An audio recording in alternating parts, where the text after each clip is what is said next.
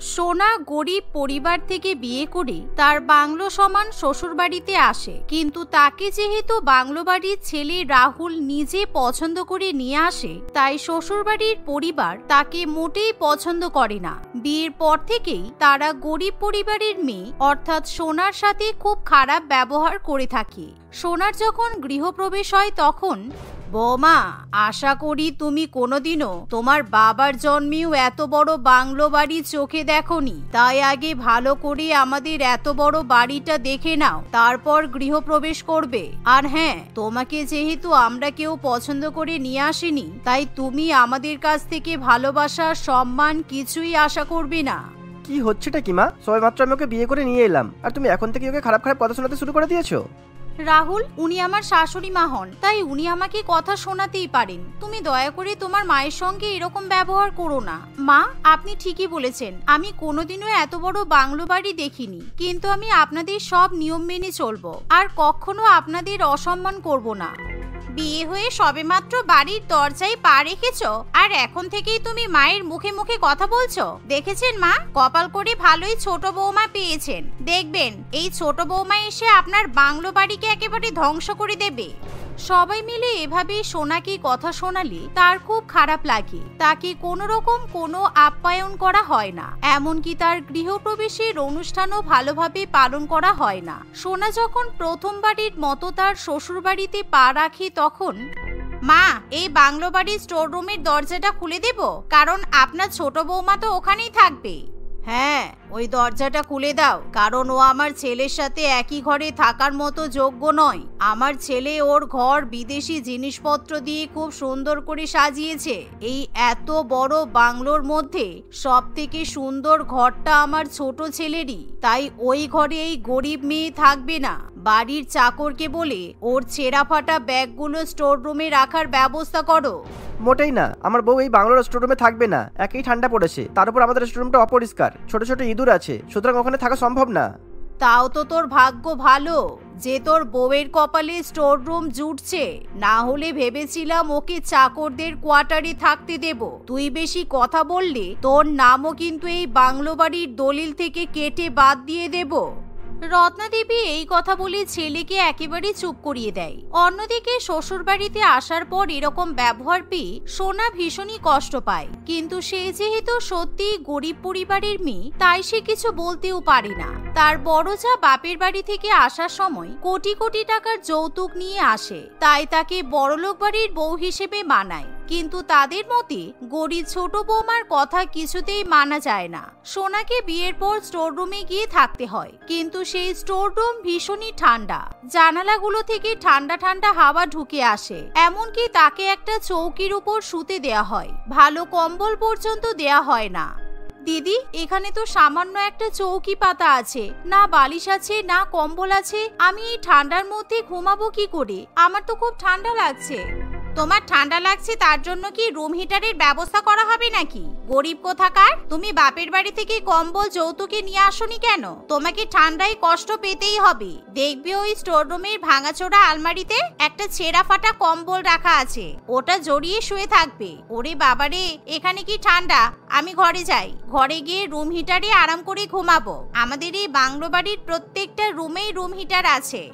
এই বলে প্রিয়া সেখান থেকে চলে যায়। সেই বাংলো বাড়িতে চারিদিকে রুম হিটারের ব্যবস্থা থাকলেও স্টোর রুমে কোনো রুম হিটারের ব্যবস্থা করা হয় না। এমন সময় নতুন বৌমা ভাঙাচোরা আলমারি খুলে দেখে সেখানে একটা দুর্গন্ধযুক্ত ছেঁড়া কম্বল রাখা আছে। সে কোনো মতে সেই কম্বল জড়িয়ে শুয়ে পড়ে, কিন্তু তবুও তার ভীষণ ঠান্ডা লাগে, এমনকি তাকে ছারপোকা পর্যন্ত কামড়ায়। এভাবে কোনো মতে সে সারাটা রাত কাটিয়ে দেয়। পরের দিন সকালবেলা ঘুম থেকে উঠে সে যখন স্নান করে রান্নাঘরে যায়, বাবা, এই রান্নাঘরটা কত বড়! আমার বাপের বাড়িতে একটা ঘরে মা আর বাবা কত কষ্ট করে আছে, এই বাংলো বাড়িতে শুধুমাত্র রান্নাঘরটাই এত বড়। ইস, আমার বাবা মা যদি এখানে এসে থাকতো তাহলে কত ভালো হতো। এই রান্নাঘরে কত অত্যাধুনিক জিনিসপত্র, আমি তো অর্ধেক কিছু বুঝতেই পারছি না। ঠিক তখনই সেখানে সোনার শাশুড়ি মা এবং বড় যা আসে। ওই দেখো, করি বাবা রান্নাঘরে ঘুরে ঘুরে দেখছে আমি কি রান্নাঘরের এক্সিবিশন করছি নাকি, যে তুমি এরকম ভাবে দেখছো। তাড়াতাড়ি রান্না শুরু করো, আমরা ব্রেকফাস্ট টেবিলে অপেক্ষা করছি, খিদে পেয়ে গেছে। রান্নাঘরে কোথায় কি আছে ভালো করে দেখে নাও, কারণ তোমাকে আমরা কিছু দেখিয়ে দিতে পারবো না। কোনো অসুবিধা হলে চাকরির সাহায্য নিয়ে নিও। আর হ্যাঁ, আমরা কিন্তু রাঁধুনি ছাড়িয়ে দেব, কারণ এবার থেকে তুমি আমাদের রান্না বান্না করবে। আচ্ছা, আমার কোনো অসুবিধা নেই দিদি। বাপের বাড়িতে আমি নিজেই রান্না করতাম, কিন্তু আমার বাপের বাড়ির ঘরে মাটির উনুনের ব্যবস্থা ছিল, এখানে তো সেটা নেই। তোমরা আমার জন্য একটা মাটির উনুনের ব্যবস্থা করে দিতে পারবে? এই কথা শুনে প্রিয়া এবং রত্নাদেবী দুজনেই হেসে ওঠে।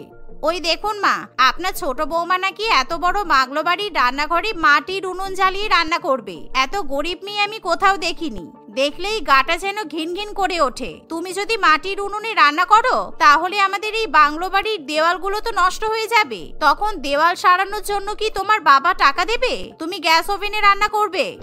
এভাবেই নতুন বৌমাকে অপমান করে তারা ব্রেকফাস্ট টেবিলে চলে যায়। এদিকে বাড়ির রাঁধুনি সোনাকে সবকিছু দেখিয়ে দেয়, এমনকি গ্যাস ওভেনে কিভাবে রান্না করতে হয় সেটাও শিখিয়ে দেয়, যার ফলে সোনা সবার জন্য গরম গরম লুচি তরকারি, আলুর দম, কড়াইশুটির কচুরি ইত্যাদি রান্না করে। সে যখন সবাইকে ব্রেকফাস্ট টেবিলে খাবার পরিবেশন করে। বাহ ছোট বৌমা, তুমি তো বেশ ভালোই রান্না করেছো। শীতকালে অনেকদিন ধরে ভাবছিলাম কড়াইশুটির কচুরি খাবো, কিন্তু খেতে পারিনি, কেননা প্রত্যেকদিন ডিম পাউরুটি অমলেট খেতে খেতে মুখ একেবারে পচে গেছে। তুমি আজকে আমাদের বাঁচালে। সুদীপ বাবু এমন কথা বললে রত্নাদেবী এবং তার বড় বৌমা খুবই রেগে যায়। তুমি কি সব উল্টো পাল্টা কথা বলছো? তুমি জানো না ডাক্তার তোমাকে তেলযুক্ত খাবার খেতে বারণ করেছে? আমাদের বাংলোতে সবসময় ইংলিশ ব্রেকফাস্ট রান্না হয়। বৌমা, তুমি এত সব ফালতু কচুরি লুচি বানিয়েছো কেন? আমরা কিন্তু এসব খাবার খাই না। তুমি আমাদের জন্য চিকেন স্যুপ আর পাউরুটি নিয়ে এসো, শীতকালে আমরা স্যুপ খেতে খুব ভালোবাসি। কিন্তু মা, রাহুল আর বাবা তো জলখাবার খেয়ে অফিস চলে যাবে, আর শীতকালে তো দুপুরবেলা খিদে পেয়ে যায়, তাই ওরকম স্যুপ আর পাউরুটি খেয়ে কি পেট ভরবে? তুমি কিন্তু বেশি কথা বলছো। আমরা তোমার থেকে এত কথা শুনতে চাই না। তোমাকে যা বলা হচ্ছে তুমি তাই করো, কারণ এই বাড়িতে কি রান্না হবে না রান্না হবে সবকিছু আমরা ডিসিশন নেব। তুমি কে? প্রিয়া এই কথা বলে নতুন বৌমাকে চুপ করিয়ে দেয়। তাই সোনা আবার রান্নাঘরে গিয়ে আবার সবার জন্য গরম গরম চিকেন স্যুপ এবং পাউরুটি গরম করে নিয়ে আসে। কিন্তু সে তার শ্বশুরমশাই এবং স্বামীর জন্য দুপুরবেলা ফ্রাইড রাইস এবং আলুর দম টিফিনে প্যাক করে দেয়। এভাবেই দেখতে দেখতে কিছুদিন কাটে, কিন্তু পুরো বাংলো বাড়িতে সোনাকে একেবারে চাকরির মতো খাটানো হয়। সোনা কোনো রকম কোনো প্রতিবাদও করে না। একদিন, ছোট বৌমা, আমাদের বাংলোর বাইরেটাই ঝুল পড়েছে। গরমকালে বাইরে অনেক রোদ থাকে বলে আমি চাকরদের দিয়ে বাংলোটা পরিষ্কার করাতে পারি না। এখন শীতকাল, এই রোদে আরাম লাগে, তাই তুমি গিয়ে বাইরের ঝুল ভালো করে পরিষ্কার করে দাও। বাইরে বড় মই রাখা আছে, দেখো গিয়ে। আমার অত উপরে উঠে বাংলো পরিষ্কার করতে ভয় লাগবে। আমি যখন প্রথম দিন এসেছিলাম তখন দেখেছিলাম ওই মইটা অনেকটা উঁচু, আমি যদি পড়ে যাই। পড়ে গেলে পড়ে যাবে, তোমাকে যা বলা হচ্ছে তাই করো। শাশুড়ি মায়ের কথা শুনে সোনা চুপচাপ বাইরে গিয়ে মইয়ের উপর উঠে তার বাংলো শ্বশুরবাড়ি পরিষ্কার করতে শুরু করে দেয়। কিন্তু তাকে বাড়ির চাকর বাকররা কোনো সাহায্য করে না, কারণ তাদেরকে বারণ করা হয়। কিন্তু সোনা যখন মইয়ের উপর ওঠে তখন তার ভীষণই ভয় করে, আর মইটা মাঝে মধ্যে কেঁপে কেঁপে ওঠে। আমি ইচ্ছা করে মইয়ের তলাটা ভেঙে দিয়েছি, যাতে পড়ে গিয়ে ওর হাত পা ভেঙে যায়। বদমাইশ মেয়ে একটা, গরিব ঘরের মেয়ে হয়ে এই বাংলো বাড়িতে রাজত্ব করবে। হ্যাঁ, ওকে উচিত শিক্ষা দেব। অন্যদিকে হঠাৎই সোনা বাংলো পরিষ্কার করতে করতে মইটা পুরো ভেঙে যায়, আর সে হুড়মুড়িয়ে চারতলা থেকে একেবারে নিচে পড়ে যায়। সে কোমরে হাতে পায়ে ভীষণই ব্যথা পায়। ব্যথায় সে যখন আর্তনাদ করতে শুরু করে তখন তার শাশুড়ি মা এবং বড় যা ঘর থেকে বেরিয়ে আসে। বাড়ির চাকররা তাকে তুলে ঘরে নিয়ে যায়। ওরে বাবারে, আমার কোমর হাত পা একেবারে ভেঙে গেল। মা, দিদি, আপনারা দাঁড়িয়ে আছেন কেন? একবার একটু ডাক্তার বাবুকে ডাকুন না, হাতে পায়ে কোমরে ভীষণ যন্ত্রণা হচ্ছে। ডাক্তারকে ডেকে এত বাড়াবাড়ি করার দরকার নেই। বাড়ির চাকররা তোমার হাতে পায়ে ব্যান্ডেজ করে দেবে, তাহলেই ঠিক হয়ে যাবে। আর হ্যাঁ, তুমি পড়ে গেছো বলে এই না যে তুমি কাজে ফাঁকি দেবে। বাংলোতে তুমি প্রত্যেকদিন যেভাবে কাজ করো তুমি তাই করবে। শাশুড়ি মা এবং বড় যা যে এতটা নিষ্ঠুর হতে পারে তা সোনা একেবারেই ভাবতে পারে না। যেহেতু এখন শীতকাল তাই তার হাতে পায়ে কোমরে খুব সহজে ব্যথা যায় না, কিন্তু সেই ব্যথা নিয়ে তাকে শ্বশুরবাড়ির সব কাজ করতে হয়। কিন্তু রাহুল পরের দিনই তার বউকে নিয়ে ডাক্তার দেখিয়ে নিয়ে আসে, সেই জন্য রাহুলকেও অনেক কথা শুনতে হয়। এভাবেই সময় কাটতে থাকে। একদিন রত্না দেবী রান্নাঘর থেকে জল খাবে বলে জল নিতে 2 তলায় যায়, কিন্তু শ্বেত পাথরের মার্বেলের সাদা সিঁড়িতে জল পড়ে থাকে আর রত্না দেবী সেটা দেখতে পায় না। সে যখন সিঁড়ি থেকে নামতে যায় তখনই সে পা পিছলে 2 তলা থেকে 1 তলায় এসে পড়ে। ওরে বাবারে, আমি মরে গেলাম, কেউ কোথায় আছো, আমাকে বাঁচাও, আমার পা ভেঙে গেল, কোন মরণ দশা জল ফেলে রেখেছে কি জানি। রত্না দেবী এভাবে চিৎকার চেঁচামেচি করলে সবাই সেখানে জড়ো হয়। তাকে তার ছেলেরা তুলে ঘরে নিয়ে যায়। ডাক্তারবাবু বাড়িতে এসে তার হাতে পায়ে ব্যান্ডেজ করে দেয়। কিছুদিন ওনাকে এখন সেবা করতে হবে, কারণ এমনিতেই তো এখন শীতকাল আর ওনার পায়ের একটা হাড় ভেঙে গেছে, তাই ওরা ঠিকঠাক সেবা না হলে উনি কিন্তু কোনোদিনই হাঁটতে পারবেন না। তাই প্রত্যেকদিন তেল মালিশ করা কিন্তু খুব জরুরি। আপনি চিন্তা করবেন না ডাক্তারবাবু, আমার বড় বৌমা আমার সেবা করবে। ও রোজ আমার হাতে পায়ে তেল মালিশ করে আমাকে ঠিক করে তুলবে। কি আমি? না না, আমি কিছু করতে পারবো না। আর তাছাড়া আমি আপনার নোংরা পায়ে হাত দেব কেন? আপনার ছোট বৌমা আপনাকে সেবা করবে। প্রিয়া এই কথা বললেই রত্না দেবীর চোখে জল চলে আসে, কারণ সে বুঝতে পারে তার বড় বৌমা তাকে একদমই ভালোবাসে না। সেদিন থেকে ভরা শীতের মধ্যে ছোট বৌমা তার শাশুড়ি মাকে অনেক সেবা যত্ন করে সুস্থ করে তোলে। তাকে স্নান করানো, পায়ে তেল মালিশ করে দেওয়া, সমস্ত কিছু সোনা একাই করে। তুমি আমার প্রকৃত বৌমা। ছোট বৌমা, আমি তোমার সাথে খুব খারাপ ব্যবহার করেছি। এই শীতকালে আমি তোমাকে অনেক কষ্ট দিয়েছি, তুমি পারলে আমাকে ক্ষমা করে দাও। এবার থেকে আমার ছোট ছেলের সাথে তুমি একই ঘরে থাকতে পারো, তোমাকে বাড়ির কোনো কাজও করতে হবে না। আপনি আমাকে মেনে নিয়েছেন, আমি খুব খুশি হয়েছি। আর শ্বশুরবাড়ির কাজ করতে আমার খুব ভালো লাগে। আমার নিজের বাড়ির জন্য কাজ করতে কোনো অসুবিধা নেই। আপনি শুধু আমাকে স্নেহ করবেন, তাতেই আমি খুশি। তুমি চিন্তা করো না ছোট বৌমা, তোমার সাথে আর কোনো অন্যায় করা হবে না, আমি কথা দিচ্ছি। শাশুড়ি মায়ের কথা শুনে ছোট বৌমা খুবই খুশি হয়। অন্যদিকে বড় বৌমা জ্বলে পুড়ে ওঠে। সেদিন থেকে গরিব ঘরের মেয়ে বাংলো শ্বশুরবাড়িতে মহারানী হয়ে ওঠে। তাকে তার শ্বশুরবাড়ির লোকেরা খুবই স্নেহ করে এবং ভালোবাসা দেয়। সুতপা তার মা পারদেবী এবং বাবা জিতবাবুর সঙ্গে বসবাস করে। সে শহরের এক নামকরা কলেজে পড়াশোনা করে। একদিন সুতপাদের ক্লাস তাড়াতাড়ি শেষ হয়ে যাওয়ায় তারা সবাই মিলে কলেজের পাশের একটি ধাবায় লাঞ্চ করতে যায়। সকলে সেই ধাবার special dish chicken Maggi order করে। সুতপা একেবারেই দুপুরবেলা ম্যাগি খেতে পছন্দ করে না। এখন লাঞ্চের সময় কেউ ম্যাগি খায় নাকি? তোদের মাথা বোধহয় খারাপ হয়ে গেছে। আমি ম্যাগি খাবো না, আমি চিকেন বিরিয়ানি আর মটন রেজালা খাবো। সুতপার কথা শুনে তার বান্ধবী আরাধ্যা বলে, বিরিয়ানি আর মটন তো রোজই খাস, আজকে dhaba special cheese chicken Maggi খেয়ে দেখ, জাস্ট অন্য লেভেলের লাগবে। আমি যখনই ধাবায় আসি তখনই এই ডিশটাই অর্ডার করে খেয়ে ফেলি। আরাধ্যা সুতপাকে জোর করায় সে ম্যাগি খেয়ে নেয়। তার ম্যাগি খেয়ে ভীষণ ভালো লাগে। সুতপা এবং আরাধ্যা মিলে অনেক অনেক ম্যাগি খায়। এই ধাবায় 50 রকমের ম্যাগির ডিশ পাওয়া যায়, তো যখন ইচ্ছা করবে এসে ম্যাগি খেয়ে যাবি। আমার খিদে পেলেই আমি এখানে ম্যাগি খেতে চলে আসি। সিরিয়াসলি, আমার ম্যাগি খেয়ে দারুণ লেগেছে। আমি জানতাম ম্যাগি শুধু গরম জল দিয়ে আর মশলা দিয়ে রান্না করা যায়, কিন্তু ম্যাগির যে 50 রকমের ডিশ হতে পারে সেটা আমার জানা ছিল না। আমি সব ডিশ ট্রাই করব। এভাবে সুতপার ম্যাগি খুব পছন্দের ডিশ হয়ে ওঠে। সে রোজ ম্যাগি খেতে ধাবায় না গেলেও বাড়িতে ম্যাগি দিয়ে বিভিন্ন ধরনের ডিশ বানিয়ে খাওয়া শুরু করে। ধীরে ধীরে সে 50 রকমের ম্যাগির ডিশ রান্না করতে শিখে যায়। সুতপাকে একদিন ম্যাগি বানিয়ে খেতে দেখে তার মা বলে, রোজ রোজ ম্যাগি বানিয়ে খেলে তোর পেট খারাপ হয়ে যাবে, এত ম্যাগি খাস না। যখনই আমি রান্না করে আসি দেখি তুই ম্যাগি রান্না করছিস। বিয়ের পর শ্বশুর বাড়ির লোকেদের কি শুধু ম্যাগি বানিয়ে খাওয়াবি? হ্যাঁ মা, আমি সবসময় ম্যাগি বানিয়েই খাওয়াবো। জানো মা, আমি 50 রকমের ম্যাগির রেসিপি শিখে গেছি। রোজ একটা নতুন নতুন ম্যাগির ডিশ রান্না করে আমি সবাইকে খাওয়াবো। রোজ ম্যাগি খাওয়ালে তোর শ্বশুর বাড়ির লোকে তোকে তাড়িয়ে দেবে, তখন বুঝবি। সবসময় ম্যাগি রান্না না করে অন্য রান্না শিখে ফেল, না হলে পরে কিন্তু বিপদে পড়বি। এভাবে কিছুদিন কেটে যায়। সুতপার সঙ্গে রাকেশের বিয়ে ঠিক হয়। রাকেশ একটি বড় প্রাইভেট কোম্পানিতে জব করে। সে তার মা বিমলা দেবীর সঙ্গে বসবাস করত। তাদের সুতপাকে ভীষণ পছন্দ হয়। কিছুদিন পর সুতপার সঙ্গে রাকেশের ধুমধাম করে বিয়ে হয়ে যায়। বিয়ের পরও সে সবসময় তার স্বামী এবং শাশুড়ি মাকে ম্যাগির বিভিন্ন ধরনের ডিশ রান্না করে খাওয়ায়। সুতপা, আমার ম্যাগি খেলে ভীষণ ডাইজেশনের সমস্যা হয়। তুমি তবু আমাকে প্রত্যেকদিন সকাল বিকেল ম্যাগি বানিয়ে খাওয়াও। আমি কাল থেকে আর কিছুতেই ম্যাগি খাবো না। এত ম্যাগি খেলে আমার লুজ মোশন শুরু হয়ে যাবে। এ বাবা, তুমি আমাকে আগে বলবি তো যে তোমার ডাইজেশনের সমস্যা আছে। আমি হজমি ম্যাগি বানানোর রেসিপিও ভালো মতো জানি। দাঁড়াও, তোমার জন্য আমি হজমি ম্যাগি বানিয়ে আনছি। আমার বাবার ডাইজেশনের সমস্যা হলে আমি বাবাকেও হজমি ম্যাগি করে খাওয়াতাম।